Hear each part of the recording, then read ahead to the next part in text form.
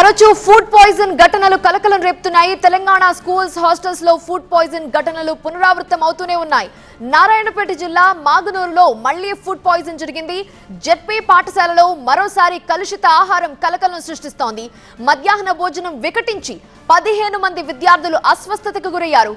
విద్యార్థులను మక్తల్ హాస్పిటల్ కి తరలించారు. స్థానికులు చికిత్స పొందుతున్నారు. ఆ స్టూడెంట్స్ అంతా ఫుడ్ పాయిజన్ ఘటన ఒకసారి జరిగితే పొరపాటు అనుకోవచ్చు, అదే ఘటన రెండోసారి జరిగితే మూడోసారి జరిగితే ఈ అంతులేని నిర్లక్ష్యానికి బాధ్యులెవరు? తెలంగాణ ప్రభుత్వ పాఠశాలలు హాస్టల్స్ లో ఫుడ్ పాయిజన్ ఘటనలు వరుసగా వెలుగు చూస్తున్నాయి. ఆసిఫాబాద్ జిల్లా వాంకిడి ఆశ్రమ పాఠశాలలో భోజనం వికటించి శైలజ అనే 9వ తరగతి విద్యార్థిని మృతి చెందింది. ఇవాళ మళ్లీ నారాయణపేట జిల్లా మాగనూరులో ఫుడ్ పాయిజన్ ఘటన వెలుగు చూసింది. 15 మంది విద్యార్థులు అస్వస్థతకు గురయ్యారు. ఆ భోజనం వికటించి వాళ్ళంతా హాస్పిటల్ పాలయ్యారు. వారిని స్థానికులు ఆసుపత్రికి తరలించి వైద్యం అందిస్తున్నారు. ఇదే మాగనూరులో వారం రోజుల క్రితం కూడా ఫుడ్ పాయిజన్ తో 40 మందికి పైగా విద్యార్థులు అస్వస్థతకు గురయ్యారు. వరుస ఘటనలు జరుగుతున్నా ప్రభుత్వంలో గాని అధికారుల్లో గాని చలనం లేదని మాజీ మంత్రి హరీష్ రావు ఆగ్రహం వ్యక్తం చేశారు.